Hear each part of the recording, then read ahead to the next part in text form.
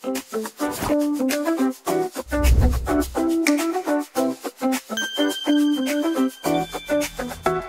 Sobat Visi, kembali lagi bersama kami di podcast kesayangan kita, Tukar Pandang. Yang pastinya akan mengobrol dengan topik seru, santai juga pasti bikin mikir.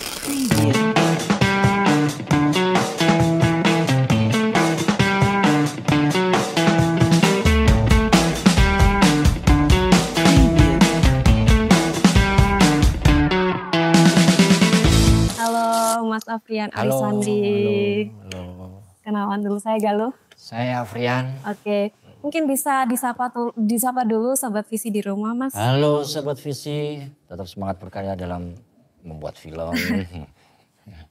Kesibukannya apa Mas akhir-akhir ini? Kesibukan saya banyak, Mbak. Banyak ya? Yang jelas saya tetap menjadi guru ya di salah satu sekolah swasta di SMK 10 November Sidoarjo. Yang kedua saya juga tetap aktif di keaktoran di film. Yang ketiga adalah yang lain, jualan online.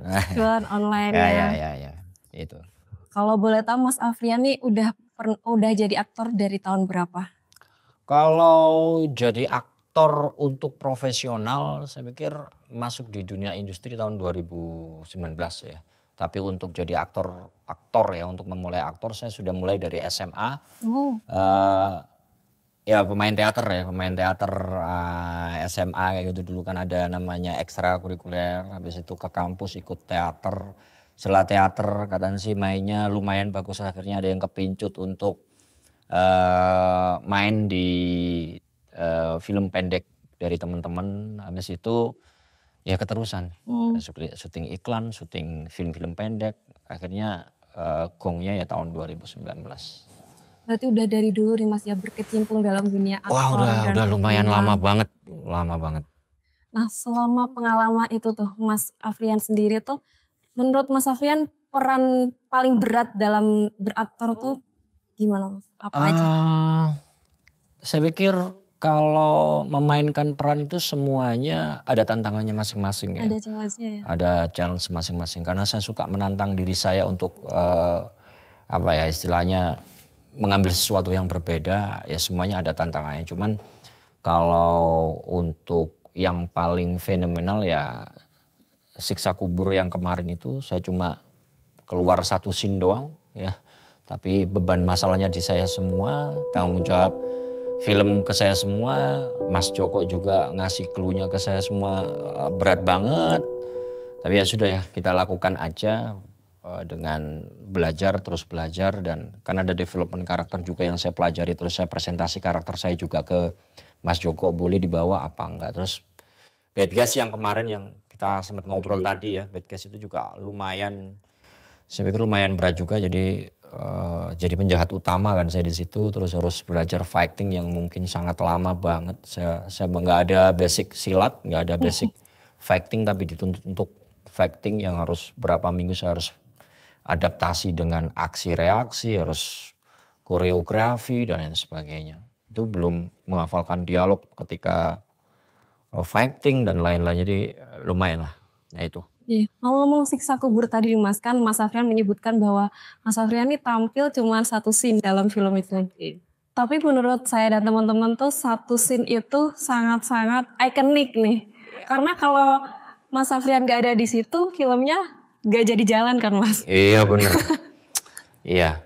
Prosesnya sangat panjang ya, kalau Joko kan kalau prepare kan panjang banget. Dengan mendefinisikan keaktoran itu seperti apa, peran kayak apa. Jadi sebelum kita sampai ngobrol untuk big reading dan sebagainya, beliau mengirim ada namanya development karakter. Jadi saya itu diceritakan dari awal, walaupun saya kayak kan cuma satu scene ya, satu scene aja kayak gitu selesai ya, hilang. Tapi di situ ada development karakter yang sangat panjang banget. Namanya kan aslinya belum tahu kan, Aris Afrizal namanya. Yang tukang ngebom itu Aris Afrizal. Saya umur sekitar 35-an yang dengan keluarga yang sangat miskin, nggak ada, saudara saya ada 5 yang di situ sama-sama dengan keadaan miskin dan kita terpuruk. akhirnya semuanya kacau, akhirnya saya cari pekerjaan dan di pekerjaan itu juga jadi pabrik tebu ya, di pabrik habis itu juga kacau juga. Nggak ada gaji, nggak ada ini dan lain sebagainya. Akhirnya ikut komunitas-komunitas apa ya Islam. Islam Iya. yang kayak ya apa ya ini bergaris keras lah seperti itu yang akhirnya mendoktrin saya seperti itu dan akhirnya ada satu momen yang di situ eh, saya agak lumayan galau jalan jadi diceritakan ada ceritanya sendiri saya sebenarnya kalau dibikinkan spin off-nya kayaknya bagus itu. Jadi saya berjalan sendiri yang ngerekam siksa kubur itu kayak apa. Saya jalan sendiri habis itu ada di pemakaman kayak gitu ya. Terus ada yang teriak-teriak. Saya cari tuh makam habis itu tak rekam. Iya. Nah rekaman itu tak kasihkan Adil yang jadi itu. Iya, yang Itu yang tiap hari saya dengerin aja. Oh ternyata di dalam kubur itu ada siksa kubur. Ya gitu. Suaranya kayak gitulah. karena selama ini juga pernah tersiksa kubur kan kayak mengartikan sendiri sih pasti. Akhirnya saya bongkar juga di sini. Mohon maaf ya Mas Joko ya. Gitu-gitu. Akhirnya sekarang di sini dibongkar guys, nama serta backstory tipisnya. Ya, itu masih panjang itu sebenarnya panjang banget. Masih panjang. Itu. Kalau menurut Mas Afrian, proses yang biasanya dilakukan untuk masuk ke karakter yang emosional tuh ada ritual khusus atau treatmentnya khusus gitu Mas? Kalau saya itu orangnya sering belajar ya. Artinya menyiapkan karakter itu saya pingin di setiap film saya yang saya perankan walaupun porsinya sedikit, saya harus tampil beda dan saya harus bisa dilihat oleh orang. Saya selalu seperti itu. Bagaimana caranya ya eksplorasi, baca, cari referensi.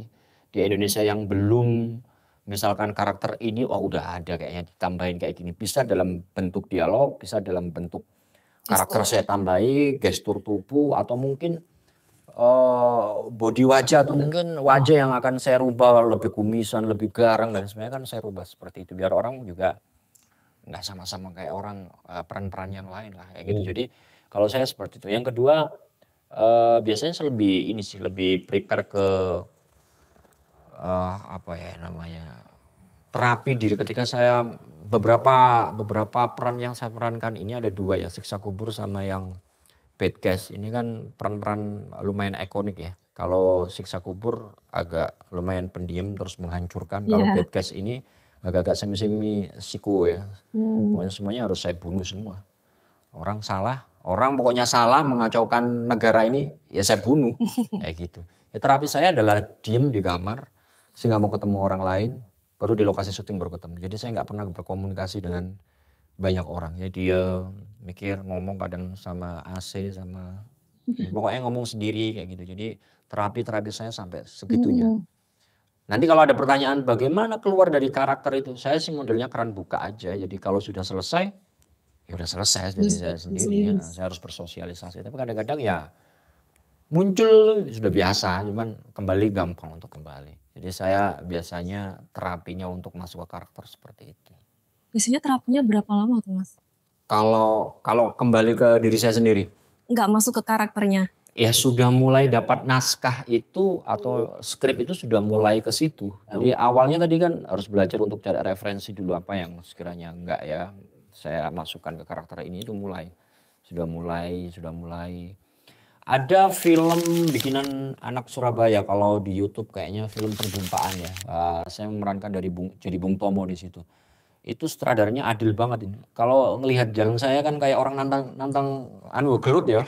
Oh ya, itu jalannya diatur nggak boleh kayak gitu. Jalan bicak itu kayak jalan bicak kayak apa. Ya diatur, logat bahasa Belandanya diatur dan sebagainya. Akhirnya saya coba untuk terapi bagaimana cara ngomong bahasa Belanda, bagaimana cara belajar jalannya, nolenya, kayak gitu. Jadi saya selalu bikin sesuatu yang mungkin bagi saya ya harus itu memang tugas aktor yang harus dilakukan. Gitu maksudnya? Ya totalitas. Bahkan nggak mungkin badan, ngurusin badan. Tapi orang-orang sukanya saya lebih kurus. Kalau Perempuan Tanah Jahanam itu saya lebih kurus lagi. Oh iya. Lagi dan ini lebih kalau dilihat ya, coba dicarilah di TikTok. Ini akan lebih kempong lah ya bahasa ini kempong kayak gini. Iya. Ya lebih garang lagi, lebih ke karakter untuk membunuh orang aja. Targetnya pokoknya ngelihat ayam bagaimana cara ayamnya bisa mati-mati sendiri lah lihat ini. Enggak gitu. Kalau Mas Afrian nih ada batas-batas kayak misal ada beberapa tawaran film yang bertentangan dengan prinsip terus Mas Afrian gak mau gitu nggak? Atau semuanya dibabat habis? Oh, kalau saya lebih nyutir kali ya. Jadi ada beberapa hal, saya juga bapak-bapak rumah tangga, jadi ada beberapa batas-batas yang harus saya hindari ya. Saya juga guru pendidikan agama Islam juga ada batas-batas yang harus saya hindari. Tapi tetap apa yang saya lakukan bukan saya menafikan film-film yang lain nggak bagus, tapi untuk diri saya yang pas, yang saya mainkan, yang sekiranya masih umum itu bisa saya ambil. Tapi yang jelas proses film kan panjang ya. Prinsip saya tetap jadi film itu adalah media dakwah bagi saya. Kalau teman-teman saya jadi kiai, jadi ustadz, biar saya jadi pemeran film aja lah untuk berdakwah. Jadi ada tatanan, ada tontonan dan ada tuntunan. Paling nggak Bener-bener ada Mas. ditata ya. Bikin podcast kan kamu tata nih. Iya. Sampai ono bridgingnya dan sebagainya ya.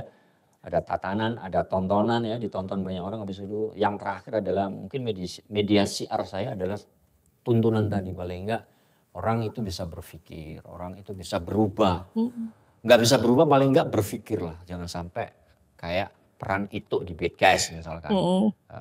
Atau mungkin di Siksa Kubur, jangan sampai seperti itu. Lalu idealis-idealis gitu Iya. ya. Jangan sampai seperti ada tuntunan yang saya coba untuk siarkan ya. Itu. Lalu dari pengalaman-pengalaman yang sudah sebanyak itu untuk Mas Mas Afrian tuh kayak mengubah cara pandang terhadap hidup gak sih Mas?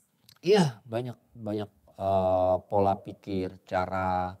Jadi sebenarnya bermain film itu kan sebenarnya kita nambah pinter ya. Maksudnya nambah pinter itu prosesnya panjang.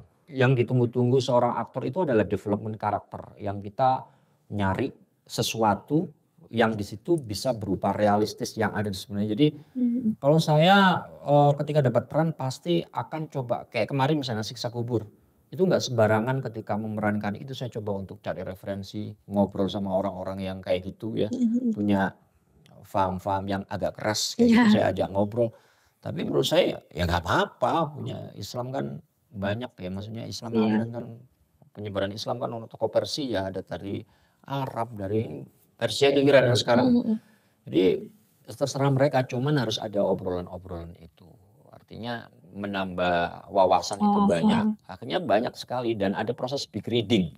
Big reading itu kan menyampaikan pendapat, karakternya seperti dialognya emosionalnya kayak apa. Misalkan ada dialognya tentang budaya seperti apa. Ya banyak. Pokoknya main film itu nambah pinter lah. Bukan hanya sekedar main film di depan layar. Makanya orang-orang film rata-rata orang-orang kritis semua. Pemerannya orang-orang kritis semua. Itu. Tiap tokoh jadi nambah wawasan baru, nambah pengalaman baru. Saya tahu keadaan, misalkan di Bad Guys, saya tahu keadaan polisi seperti apa, ya gitu. Tambah referensi. Risetnya udah jauh banget Mas ya. Polisi ternyata dalamnya kayak gini, saya tahu semua, tapi nggak usah obrolkan di sini ya. Bahaya Mas. Bahaya. Jadi ada beberapa yang akhirnya saya tahu semua gitu loh. Oh iya. Oke Mas, tadi kan nyambungin pengalaman sama cara pandang di hidup ya Mas ya.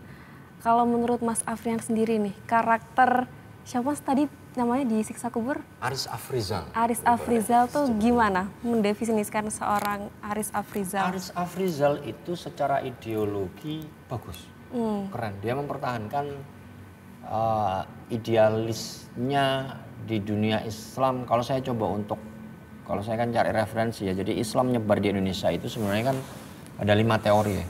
Yang pertama dari Persia yang sekarang jadi Iran. Kedua dari Mekah, dari Cina. Terus dari maritim, satunya lupa saya. Jadi dari India, dari Mughal ya. Dari India atau dari Mughal ya. Jadi ada beberapa faham yang masuk di Indonesia yang akhirnya menjadi sesuatu yang kalian nikmati juga sebenarnya.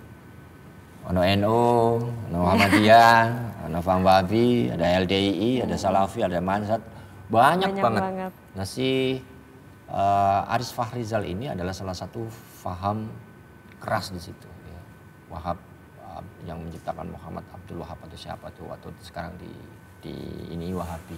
Nah sejarahnya sebenarnya ya pengen memurnikan agama Islam yang nggak mau untuk memusrik kan orang dengan percaya ini itu dan lain sebagainya, sebenarnya intinya itu, tapi ke bawah sampai menjadi kalau sekarang paham wahabi dan lain sebagainya menjadi paham yang keras. Dia idealis banget dengan mempertahankan itu gitu loh. Yang saya ambil hikmahnya adalah ya dia tetap konsisten dengan apa yang dia punya. Maksudnya sisi lain positifnya adalah ya kok nek kalian kalau ke depan ya sih kok nek menurutmu bener ya lurus aja kayak gitu. Itu yang bisa saya ambil hikmahnya, tapi ya perbuatannya jelek karena selain alirannya berarti mereka ya harus dimusnahkan di dunia, itu juga jelek. Ada hal yang baik ya yang bisa diambil dari dia kayak gitu, konsisten. Apa yang dia lakukan itu konsisten. Setiap orang itu dikasihkan rekaman siksa kubur. Ya itu kan berdakwah juga. Iya benar. Kau nanto bato kamu nanto bato. Ini biasa siksa kubur kau kakek. Itulah ya. Itu ya, konsisten untuk menyebarkan sesuatu yang bisa diambil hikmahnya ya, tapi nggak baik untuk ditiru. Terus ada nggak momen di mana Mas Afriani jadi seorang karakter yang sangat-sangat beda dengan pribadi Mas Afriani sendiri? Ada karakter-karakter yang seperti itu ada. Sebenarnya kan saya itu termasuk golongan orang yang sendiri oke, bergaul dengan orang lain juga oke. Saya selalu menikmati diri saya sendiri ya. Enjoy banget Menang, ya. diam di pojokan, itu juga asik-asik aja. Tapi ngobrol dengan orang, ya asik-asik aja.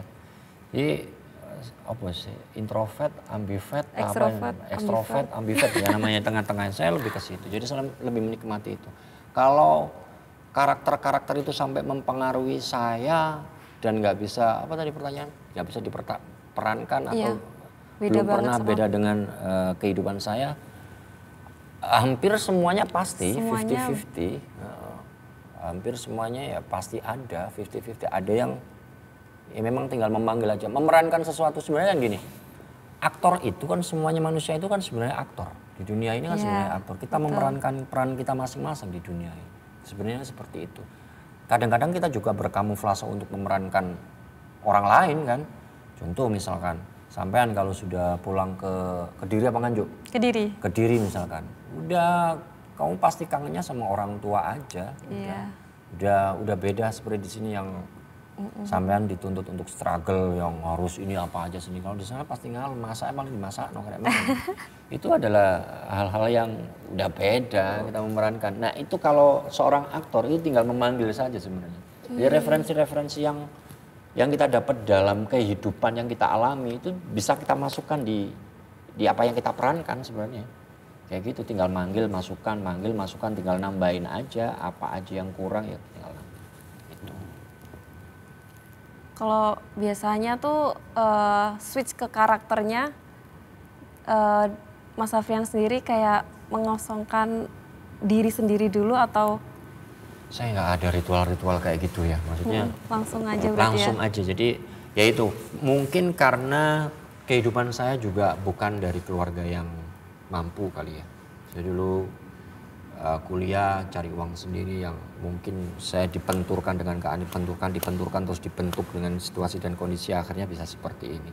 Nah, ya referensi-referensi untuk bergaul dengan orang lain, sosial, semuanya kayaknya sudah ada, tinggal kita yang ngambil hikmahnya aja. Kalau sudah mulai menua kan diambil hikmahnya aja lah. Ngomong sama ini harus seperti ini, ngomong sama ini. Kadang-kadang orang berpendidikan juga nggak berpendidikan ya, maksudnya secara kurikulum mereka berpendidikan tapi ngajak ngobrol orang yang ada di bawah juga nggak bisa berkomunikasi, kadang-kadang seperti itu.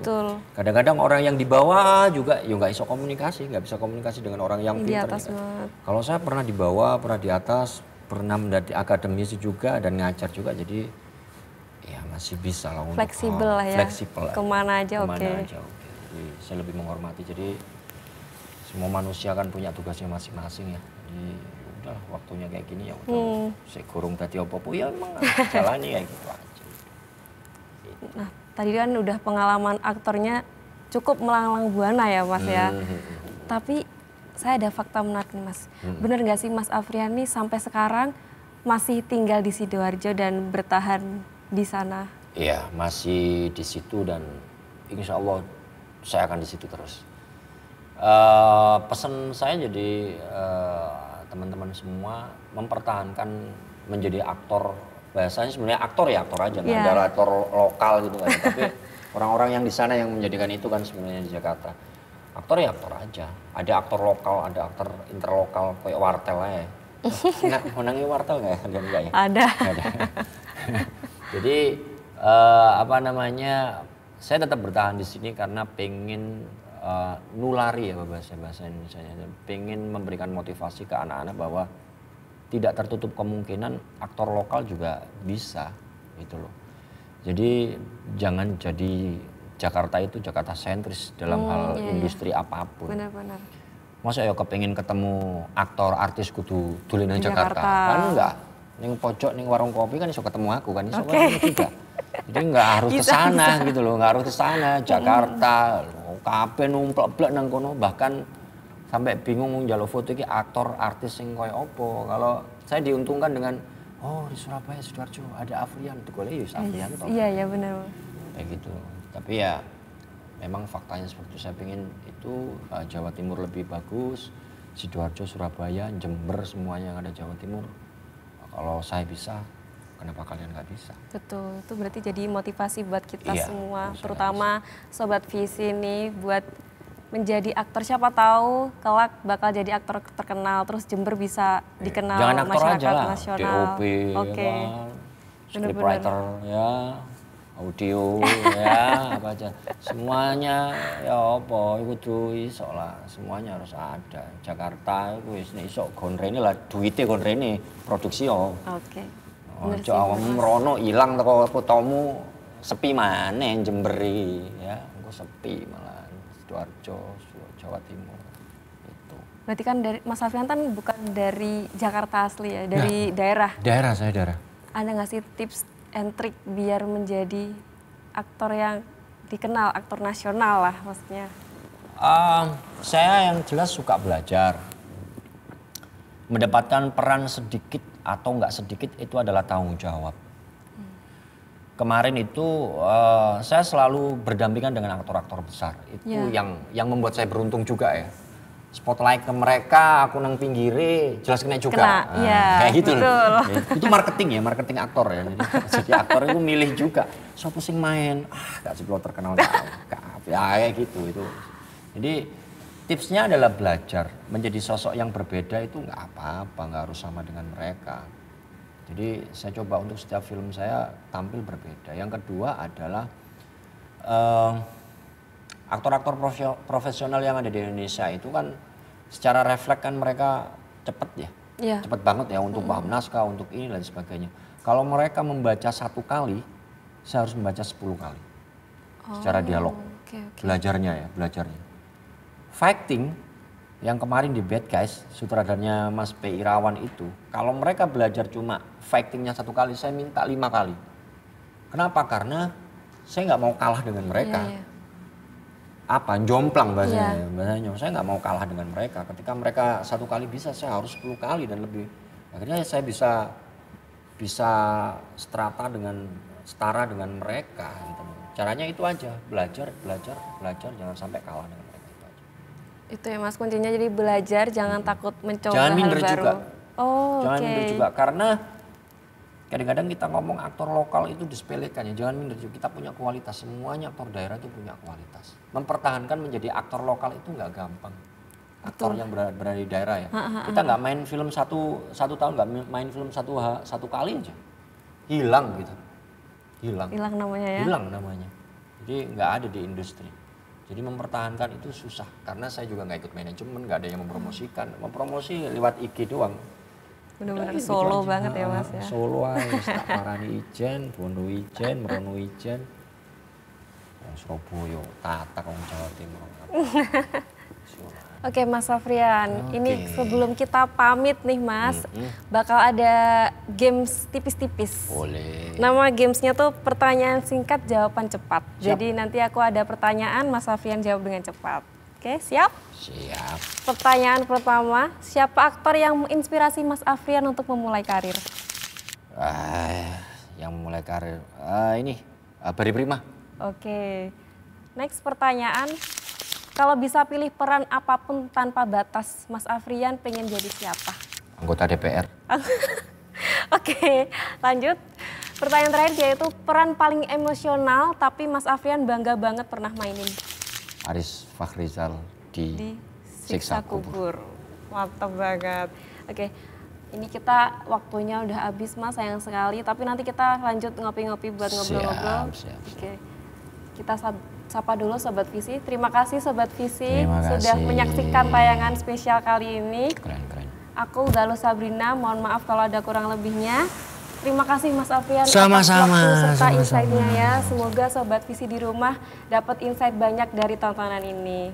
Terima kasih semuanya, bye-bye. Bye.